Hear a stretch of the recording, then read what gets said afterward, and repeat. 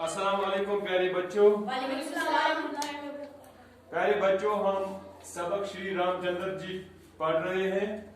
आज जो इबारत हमने पढ़ी उसमें से हमें और 3 सवालों के जवाब मिले जो सबक के आखिर पर लिखे गए हैं।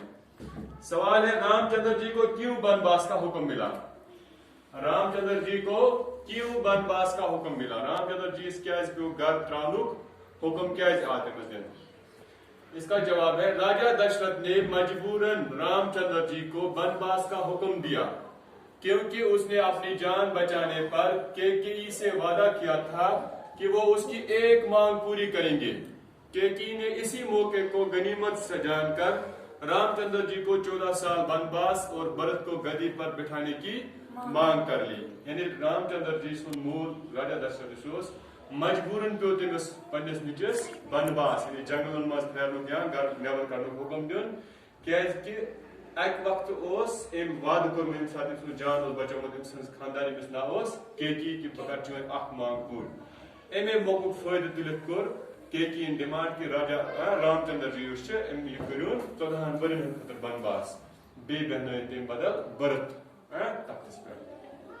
सवाल नंबर 4 है, रामचंद्र जी ने राजा दशरथ की वफात पर गद्दी पर बैठने से क्यों इनकार किया?